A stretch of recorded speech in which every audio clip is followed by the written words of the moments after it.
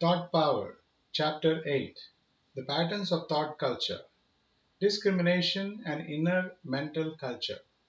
Whenever desires crop in your mind, do not try to fulfill them. Reject them with discrimination, right inquiry, and dispassion. You will get tranquility of mind and mental strength by constant practice. The mind is thinned out. The mind is checked directly from wandering. Its outgoing tendencies are curbed. If the desires are eradicated, the thoughts also will die by themselves. The mind is detached from the manifold sense objects by continually observing their defects and is fixed on Brahman. In the practice of Sama, the five jnana indriyas or organs of knowledge, that is, ear, skin, eye, tongue, and nose, are also controlled. Sama is serenity of mind produced by the constant eradication of vasanas or desires. Unwholesome thoughts and self-watchfulness. Fully realize for yourself the grave and ruinous consequences of evil thoughts. This will set you on your guard when the evil thoughts would come. The moment they come, exert yourself or divert the mind to some other object of divine thoughts, prayer, or japa. A real earnestness to drive away the evil thoughts will keep you on the alert so much so that even if they appear in a dream, you will at once wake up. Should the enemy appear when you are awake, it will not be very difficult for you to cope with him, if only you are sufficiently watchful. You must be saved from the malformation and the miscarriage of your mind. Mind is like a playful child. The clement energies of the mind must be bent to become the passive channels for the transmission of truth. The mind must be filled with sattva or purity. It should be trained to think of truth or God constantly. If you want rapid progress in the spiritual path, watch every thought. Awakened mind is ever distressed. It is the devil's workshop. Be thoughtful. Keep guard over your mind. Watch every impulse and thought. Spiritualize or sublimate your instincts. Evil thought is the most dangerous thief. Slay this thief with the sword of wisdom. Generate daily new divine vibrations or thought waves in your mind. Make your thought pure, strong, sublime, and definite. You will gain immense spiritual strength and peace. Every thought must be constructive and noble. Thoughts are only refractions. Slay all thoughts. Go thou within to the light of lights. If you wish to attain self realization, imagination and speculation must stop. Purify and control the emotions. Beneath your conscious life, there is a wide region of subconscious life. All habits originate from the subconscious plane. Subconscious life is more powerful than your ordinary life of objective consciousness. Through the practice of yoga, you can modify, control, and influence the subconscious depths. Take one evil trait. Meditate on its opposite virtue every morning. Practice it during the day. The evil quality will vanish soon. Meditate on mercy in the morning and practice it during the day. You will soon develop mercy. If evil thoughts enter your mind once in a month instead of thrice weekly, remember that evil thinking is the beginning of adultery. If you become angry once in a month instead of once weekly, that is a sign of progress. That is a sign of your increased willpower. That is a sign of growing spiritual strength. Be of good cheer. Keep a diary of spiritual progress. Self-development by yogic thought culture. The supra-physical phenomena occurring in the practice of yoga and the practitioner's experience on subtler planes are viewed with suspicion and regarded as mere oriental magic. Yoga is neither fanciful nor does it contain anything abnormal. It aims at the integral development of all faculties in man. It is the time-tested, rational way to a fuller and more blessed life that will naturally be followed by one and all in the world of tomorrow. All methods of yoga have ethical training and moral perfection as their basis. The eradication of vices and the development of certain virtues form the first step in the ladder of yoga. The disciplining of your nature and the formation of a steady and pure character through a set of right habits and regular daily observances is the next step. Upon this firm foundation of a well established and virtuous moral character is built the further structure of yoga. Thought culture by the method of substitution. The substitution method is very easy and effective in the destruction of evil thoughts. Cultivate positive, virtuous thoughts of mercy, love, purity, forgiveness, integrity, generosity, and humility in the garden of your mind. The negative, vicious thoughts of hatred, lust, anger, greed, pride will die by themselves.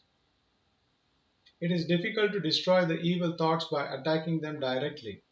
You will have to tax your will and waste your energy. Spiritual methods for thought culture. If you think again and again of an impure thing, it gains new strength. It gets the force of momentum. You must drive it immediately. If you find it difficult to do so, entertain counter thoughts of God, cultivate sublime and elevating thoughts. Evil thoughts will die by themselves. A noble thought is a potent antidote to counteract an evil thought.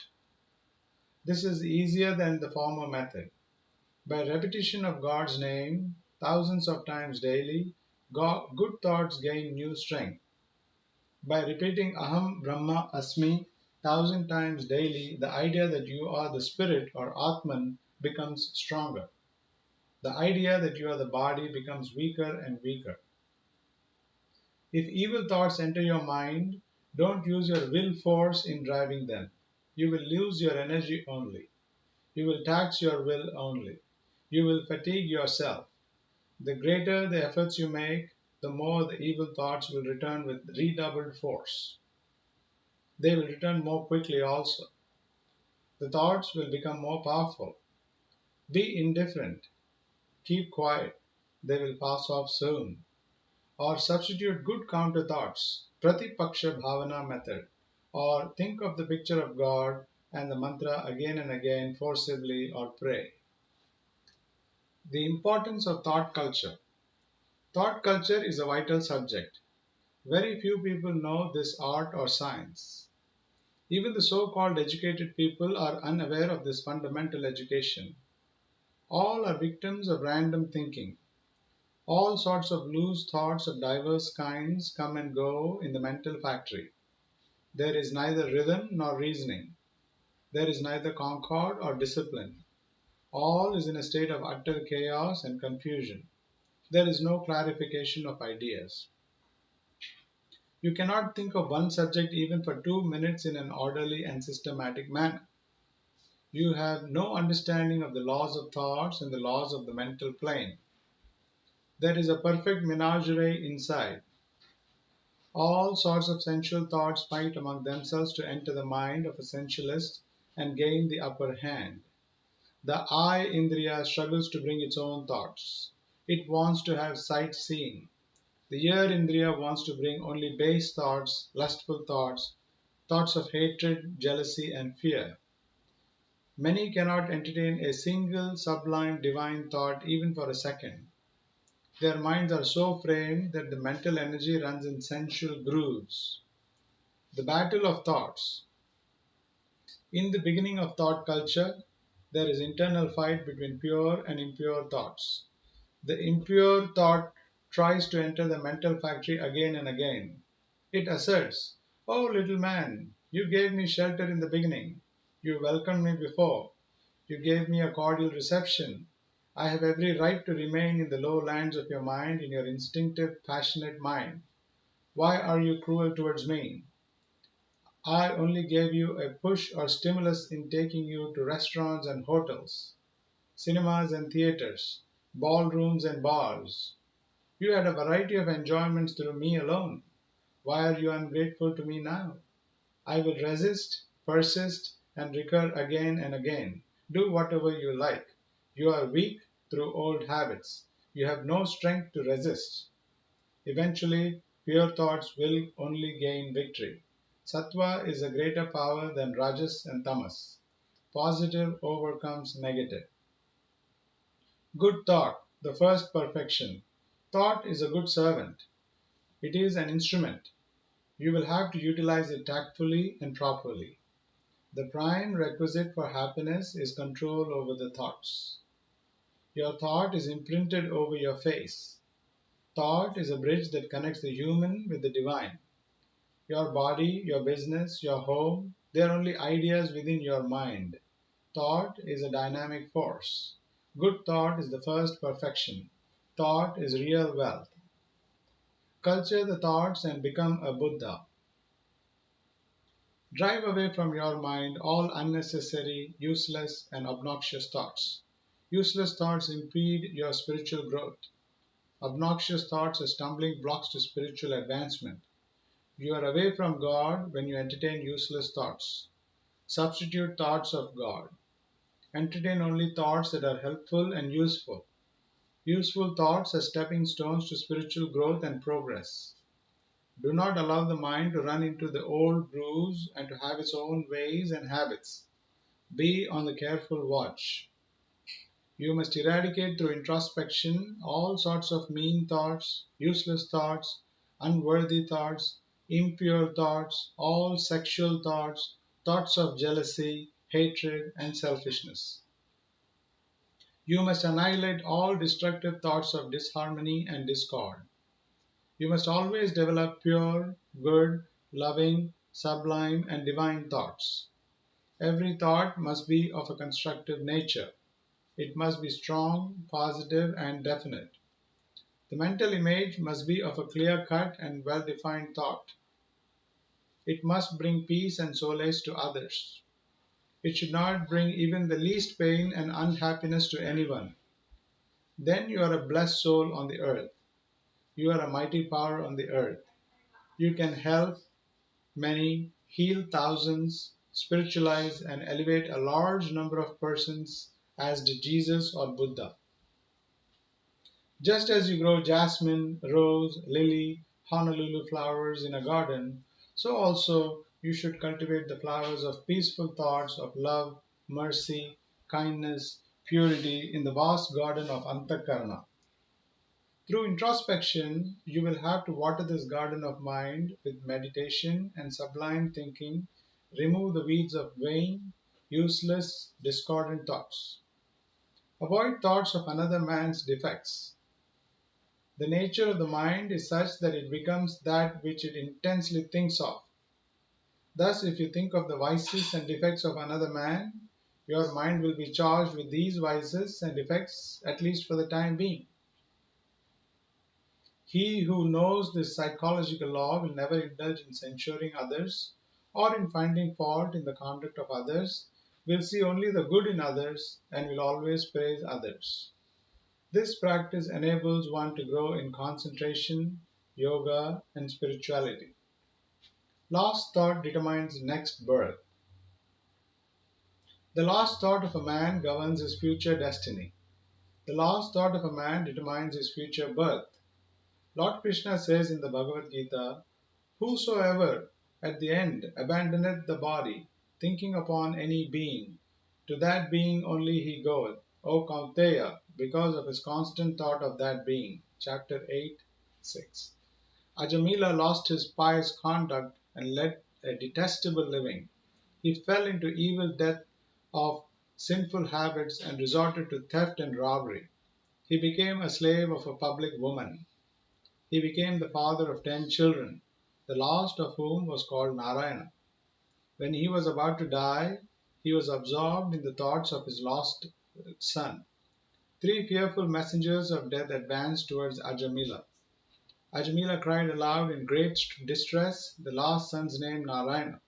On a mere mention of the name Narayana, the attendants of Lord Hari came speedily along and obstructed the messengers of death. They took him to Vaikuntha, or the world of Vishnu. The soul of Sisupala entered the Supreme Lord with an effulgent spark of ineffable glory and magnificence. This vile Sisupala spent his lifetime in reviling Lord Krishna, and then he entered the Lord. The worm on the wall, when stung by the wasp, changes into the form of the latter. Similarly, the man who focuses his hate on Lord Krishna gets rid of his sins and reaches that Lord by regular devotion, as the gopis did by kama or passion, Kamsa by fear, Shishupala by hatred, and Narada by love. Lord Krishna says in the Gita, "Whoever constantly thinks of me intensely and with one pointed mind, to such steadfast yogin I am easily attainable, and having thus reached me and merged in me, he is not born again in the fleeting world of woe and misery." O Arjuna, while all the worlds created by Brahma are limited by time and have their moment of dissolution on reaching me, there is no rebirth. Therefore, at all times, meditate on me, the Supreme Vasudeva, and with mind and intellect fixed on me. Doubtless you will attain me. Chapter 8, 14, 15, and 16. The constant practice of fixing the mind on the Lord, although a man is engaged in worldly pursuits, will enable him to intuitively and automatically think of the Lord even at the time of his departure. The Lord says, with the mind thus engaged in the yoga of constant practice, not deflected by any other obstacles, one attains the supreme Purusha of resplendent glory. The Lord further says, at the time of death, he who thinks of my real being as the Supreme Lord Sri Krishna or Narayana leaves the body and verily reaches my being. Doubt this not. In whatever form a man thinks of me at the time of death, that form he attains. That form again being the result of nourishing that thought in a particular groove and by constant meditation of the same. The Lord further says, "He who further establishes mind on me, even at the time of foregoing, and who is in that divine state of renouncing everything and of dwelling in Brahman or Brahmic state, is free from delusion." BG 272. He who has a strong habit of using snuff in his life imitates the act of snuffing with his fingers when he is in an unconscious state just before his death. So strong is the habit of snuffing in this man. The last thought of a licentious man will be the thought of his woman. The last thought of an inveterate drunkard will be that of his peg of liquor. The last thought of a greedy money-lender will be that of his money. The last thought of a fighting soldier will be that of shooting his enemy. The last thought of a mother who is intensely attached to her only son will be that of her son only. Raja Bharata nursed a deer out of mercy and became attached to it. His last thought was the thought of that deer. Hence he had to take birth of a deer, but he had memory of his last birth as he was an advanced soul. The last thought of a person will be the thought of God only if that person has disciplined his mind all throughout his life and has tried to fix it on the Lord through constant practice. It cannot come by a practice in a day or two, in a week or a month. It is a lifelong endeavor and struggle. The last thought determines the next birth. The last prominent thought of one's life occupies the mind at the time of death. The predominant idea at the time of death is, is what in normal life has occupied his attention most. The last thought determines the nature of character of the body to be attained next. As a man thinketh, so shall he become. The background of Sattvic thought. The vast majority of people will always want something concrete to hold on, something around which, as it were, to place their ideas, sometimes which will be the center of all thought forms in their minds. That is mind's very nature. A background of thought is needed for fixing the mind. Have a sattvic background of thought of mental image. The mind assumes the shape of any object it intensely thinks upon. If it thinks of an orange, it assumes the shape of an orange. If it thinks of Lord Krishna with flute in his hand, it assumes the shape of Lord Krishna. You must train the mind properly and give it proper sattvic food for assimilation. You must have sattvic background of thought to take you to the goal or salvation. If you are a devotee of Lord Krishna, have a background of thought of his picture and the repetition of his famous mantra Om Namo Bhagavate Vasudevaya and his qualities, formless qualities. A Nirguna Upasaka, Vedanti, should have a background of thought of Om and its meaning, infinite ocean of light, Satchitananda, Vyapaka, Paripurna, Atman. Work in the world, and the moment the mind is free, begin to think of the background of thought, either saguna or nirguna background according to taste, temperament, and capacity for sadhana. By constant thinking, a habit in the mind will be formed, and without effort, the mind will run towards the background of thought. It is a pity that the vast majority of persons have no ideal, no program of life at all, and no sattvic background of thought. They are doomed to failure. The background of a young married lady is usually lustful. The background of thought of an old mother is the affection towards her sons and grandsons. The background of thought of the vast majority of persons is hatred and jealousy.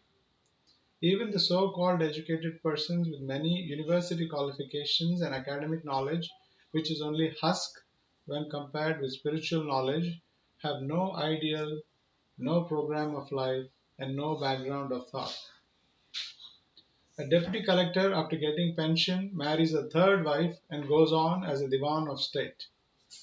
A worldly minded person is a prey to sexual thoughts and thoughts of hatred, anger, and revenge. These two types of thoughts actually take possession of his mind. He is a slave to these two sets of thoughts. He does not know how to divert his mind and fix it on some other good, noble thought. He does not know the laws of thought. He is quite unaware of the thought of the nature and suitable workings of the mind. His position is extremely deplorable despite his earthly possessions and bookish knowledge obtained in universities. Viveka has not awakened in him. He has no shraddha in saints, shastras, and God. He is unable to resist an evil desire, craving, or temptation on account of his weak will. The only potent remedy to remove his world intoxication, world charm, world delusion is constant satsanga or association with sadhus, sannyasins, and mahatmas. After retirement, everybody should have a background of thought and should spend his time in philosophical studies and divine contemplation. Old habits of loose thinking must be replaced by cultivating fresh habits of good thoughts. At first, a tendency to think of good thoughts will be formed. By continued practice, a positive, definite habit of thinking of virtues, helping thoughts will be developed. You will have to struggle very hard. The old habits will try to recur again and again. Till you are firmly established in the habit of thinking of good thoughts only, you will have to fill the mind again and again with sattvic thoughts, divine thoughts, thoughts of the Gita, Lord Krishna, Lord Rama, Upanishads, etc.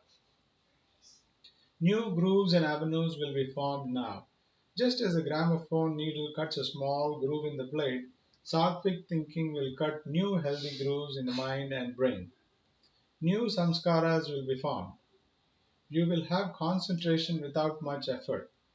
He who has subdued his mind beholds in his own self, by the help of his own pure intellect, the immortal, eternal Brahman, which is subtler than the subtlest, which is an embodiment of his bliss, peace, and wisdom.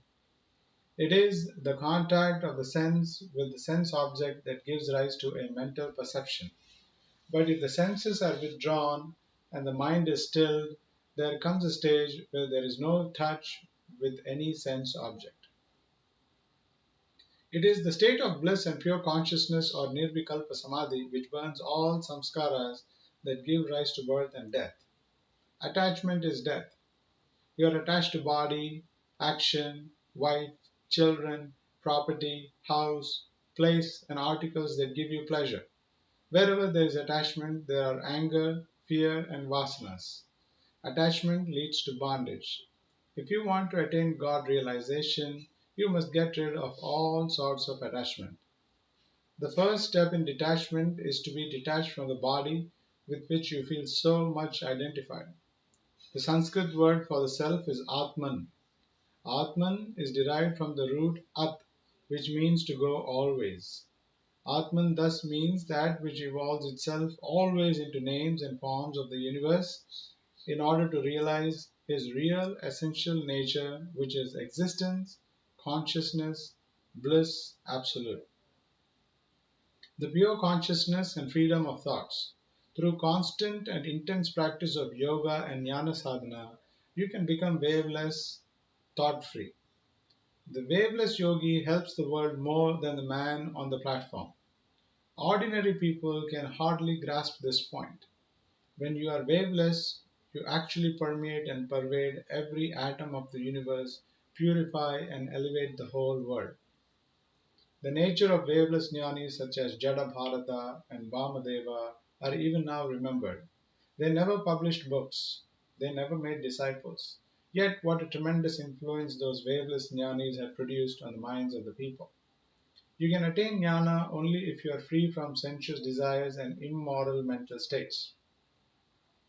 Aloofness of body from sensuous objects and aloofness of mind from immoral states of mind are needed for the attainment of jnana. Then only will divine light descend. Just as a bungalow is cleaned of cobwebs and the garden of all its weeds for the reception of the viceroy, the mental palace should be cleansed of all vices, desires, and immoral states for the reception of the holy Brahman, the viceroy of viceroys. When a desire enters in the mind, a worldling welcomes it and tries to fulfill it. But an aspirant renounces it immediately through viveka. Wise people consider even spark of desire as a very great evil. Therefore, they will not entertain any kind of desire. They will be ever delightful in Atman only. Thinking starts the process of creation. Thinking means externalization or objectification. Thinking means differentiation, quality, and multiplicity. Thinking is samsara. Thinking causes identification with the body. Thinking causes I-ness and mindness. Thinking causes time, space, etc. Stop this thinking through vairagya and abhyasa and merge yourself in the pure consciousness. When there is no thinking or sankalpa, there is absolution or jivan mukti.